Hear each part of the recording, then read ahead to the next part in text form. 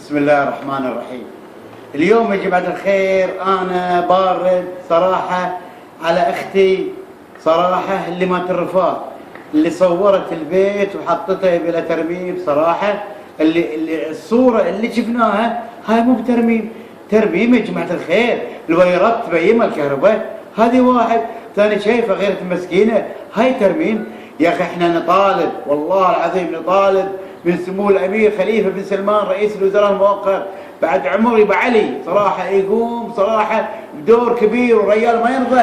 ترضى يا ابو علي؟ اسال الله يخليك ان شاء الله لنا ان شاء الله سمو الامير ان هذه مال ترميم. الطابوق فغيره يقول لها اللي محسوبه عليك الطابوق، هي مو بترميم، مو بترميم.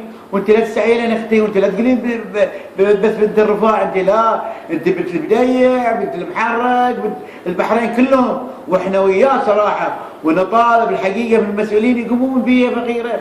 هالفيديو اللي شفناه احنا مو بفيديو صراحه، هاي البيت ما يصير، هاي بحرينيه انت ومعززه ومحطوط على راس. والملك ترى بقول لك الملك ما يرضى، لا ما يرضى هالطريقه، مو بترميم ذي، ترميم كذا حوط، هاي ترميم ذي. نطالب المسؤولين صراحه يشوفون لها حل، والله كسرت خاطرنا صراحه فغيره من المسكينه، هلوها ترميم. اخوكم محمد خليل. تزرع البحرين طيبك ثم تجني حبنا،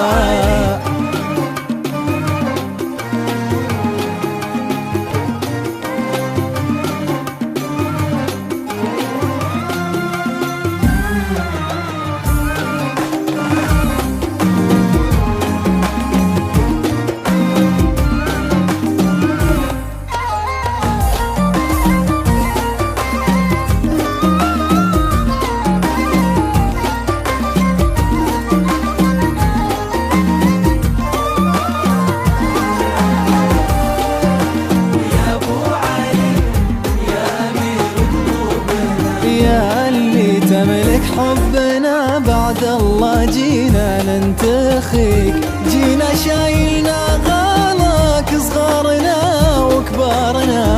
يوم شلت الورد فاح الورد عطره من ايديك، يوم شلت الشعب في قلبك وسعنا كلنا يا ابو علي. ودومها البحرين تحت امرك وهي منك اليك، ودوم حنا رهن شورك، حنا فدوى لامنا ساكن في قلوبنا اللي من هوا